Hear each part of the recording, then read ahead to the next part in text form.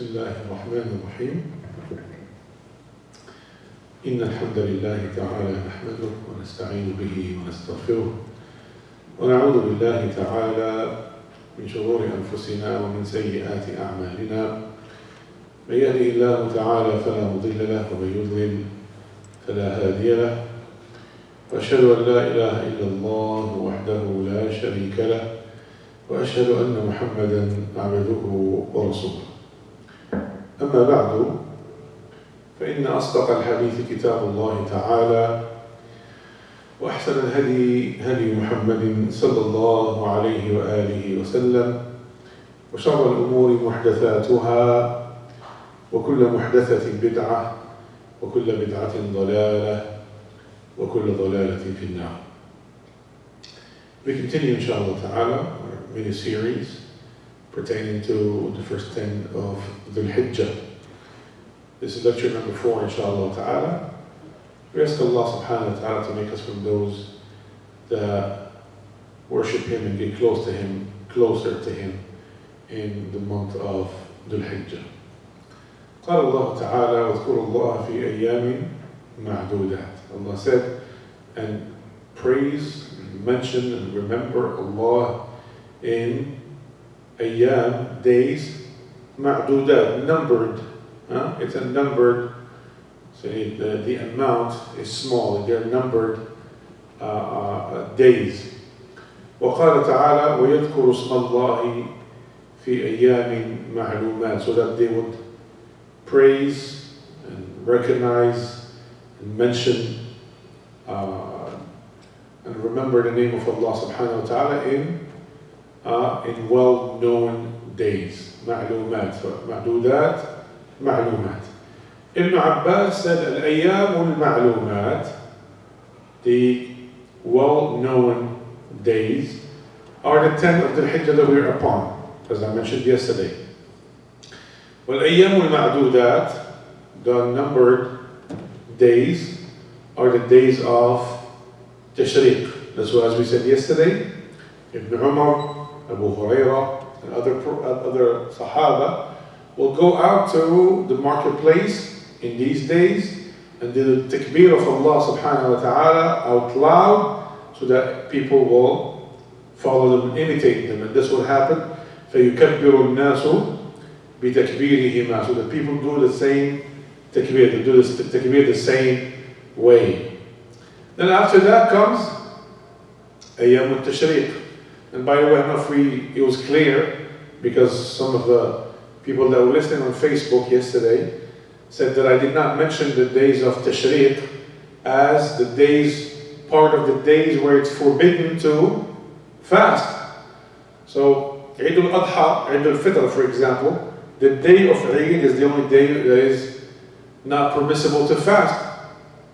But the second day of Shawwal, you can fast.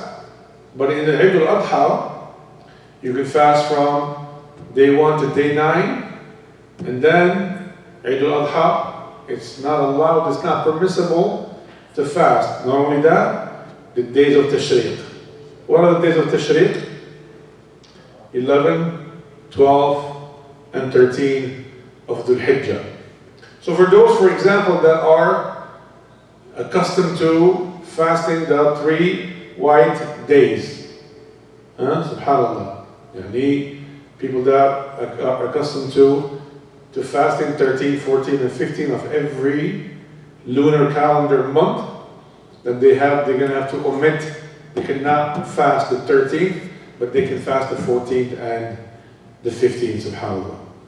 And these are all special days in our calendar, as Allah subhanahu wa ta'ala and His Messenger clearly indicated. As for the days that the Prophet ﷺ used to fast, أخرج أبو داود عن بعض أزواج النبي صلى الله عليه وسلم وقيل عائشة وحفصة. It was collected by Abu Dawood on the authority of some of the wives of the Prophet ﷺ, and they said specifically Aisha and Hafsa رضي الله عنهما. قالتا كان رسول الله صلى الله عليه وسلم يصوم 9 يصوم 9 ذي الحجة. The Prophet ﷺ used to fast the 9 of Dhul Hijjah. And by the way, to stop here, to answer that question, why is it only 9, but when we talk about fasting, we talk about fasting the 10. Why? Can anyone tell me? Yes? So what counts as 3 as 10? Exactly, ahsant. You fast only 9 days, but you get the reward of 10 days. The generosity of Allah. Same thing happens with Ramadan. Many years, because of the moon sighting, the month is only 29 days. We only fast 29 days. But when the calculation, when Allah subhanahu wa ta'ala puts it in your record, in your record, as the Messenger of Allah mentioned, the virtue of fasting Shawwal, right? So he said you fast the 30 days of Ramadan, the 6 days of Shawwal, the Hasanah is multiplied by 10 automatically by Allah up to 700 to infinity. Let's say just 10 for the sake of argument. So you have 360. Sumt al-Dahra kullah. You have fasted the whole year. But the question is, what if Ramadan is only 29 days? Then all of a sudden your year is missing a few days. Same thing happens. Allah subhanahu wa ta'ala always counts for you the fasting of 30 days. Whether you fast 29 or you fast 30, subhanAllah. Such is the generosity of Allah subhanahu wa ta'ala. So, and Nabi sallallahu alayhi wa sallam used to fast the 9 of Dhul Hijjah. Of course, the day of Ashura. And then later on, before he died, he advised the Sahaba to fast the day of Tasu'ah, then Ashura, the 9th, and the 9th and the 10th, because of the people of the book, the Jews that were in Medina, they were fasting the 10th of Ashura because of the significance that it has, and we'll talk about it when Ashura gets here, the fact that subhanAllah, it's the day where Allah subhanahu wa ta'ala saved Musa and Banu Israel from Fir'aun and made them cross the Red Sea safely. So subhanAllah, the Prophet ﷺ, as it became customary that he would do things differently from the people of the book. People of the book had a beard and they had a mustache. So the Prophet ﷺ, he had a beard and a very, very short to almost non-existent mustache. And he told us in many hadith what to do with the mustache. The Prophet ﷺ was commanded at first to pray towards the old Qibla, the Qibla of Baytul Maqdis in Jerusalem. And the Prophet ﷺ, he wanted it to be the Kaaba. So Allah made it the Kaaba. And many other things. So, subhanAllah, this is something that we had in common. That he, sallallahu alaihi wasallam, asked the Sahaba. He told them that if I live for another year, I will fast the 9th and the 10th. So he will fast the day of Ashura. And then وَثَلَاثُ أَيَّامٍ مِنْ كُلِّ شَهْرٍ, 3 days from every month. 3 أيام. And then al-Bayd, the 3 white days. وَأَوَّلُ إِثْنَيْنِ مِنَ الشَّهْرِ وَالْخَمِيسَيْنِ, and the first Monday of the month and the 2 Thursdays. As a matter of fact, based on other ahadith, he would fast sallallahu alaihi wasallam every Monday and Thursday. Subhanallah. So, Allah subhanahu wa ta'ala gave the reward and gives the reward of fasting 10 days, even though we fast only 9, because the 10th day is not permissible to fasting. أخرج البخاري عن عبد الرحمن بن أبي بكر عن أبيه أن النبي صلى الله عليه وسلم قال: شهران لا ينقصان. This is the dalil. This is our proof. شهران لا ينقصان شهرا عيد رمضان وذو الحجة. There are 2 months that are never diminished or decreased, meaning in the reward of them. In the reward, and he's alluding to the fasting of them, and that's the month of Ramadan and Dhul Hijjah. Subhanallah. Yani Allah subhanahu wa ta'ala, with His mercy and generosity, gives the reward for 10 days and for a whole month, even though sometimes, well, in the case of Dhul Hijjah, we only fast 9, and He subhanahu wa ta'ala gives the full reward for a month in Ramadan, even though a lot of times we don't fast the whole month of Ramadan. Sometimes we'll fast 29 days. SubhanAllah. Allah subhanahu wa ta'ala, and this is part of His generosity and His mercy, Allah subhanahu wa ta'ala, just the fact that He sends our way these type of opportunities, that's already a tremendous generosity from Him.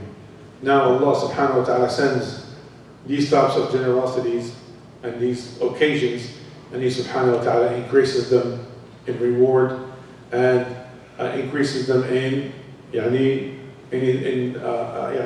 barakah. He puts barakah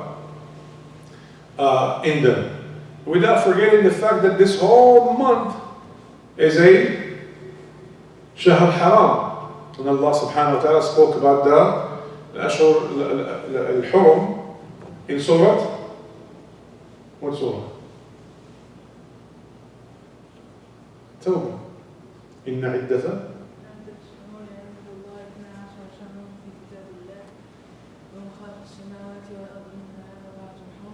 إن عدة الشهور عند الله 12 شهرا. The number of months with Allah subhanahu wa ta'ala is 12 on the day that He created the heavens and the earth. From them, 4 are sacred. ذلك دين القيم فلا تظلموا فيهن أنفسكم. That is the straight path, the correct religion. To do not oppress yourselves. How do we oppress ourselves? Number 1, by falling in sins and transgressions. Number 2, by falling short in the worship of Allah subhanahu wa ta'ala. If you cheat yourself, you have oppressed yourself. And many people cheat themselves in these days. They treat them as any other days. They treat them as they do business as usual, and they deprive themselves of the multiplied hasanat. May Allah subhanahu wa ta'ala not make us from such a people. And may Allah ta'ala make us from those that sees every opportunity to be closer to Him subhanahu wa ta'ala. May Allah subhanahu wa ta'ala make us from those that take advantage of the sacred months, this one and the coming one, inshallah ta'ala. Allah subhanahu wa ta'ala is merciful, and Allah subhanahu wa ta'ala is generous. I was going to talk to you a little bit about the Hajjah of the Nabi sallallahu alaihi wasallam. I just looked at the time, and we're not going to be able to do it. So inshallah ta'ala, let's do it for another setting. We ask Allah subhanahu wa ta'ala to make us from those that when they hear the speech, they follow the best of it. أقول قولي هذا وأستغفر الله لي ولكم. الله أكبر الله أكبر الله أكبر لا إله إلا الله الله أكبر الله أكبر ولله الحمد. سبحان ربك رب العزة عما يصفون وسلام على المرسلين والحمد لله رب العالمين. جزاكم الله خيرا. السلام عليكم ورحمة الله وبركاته.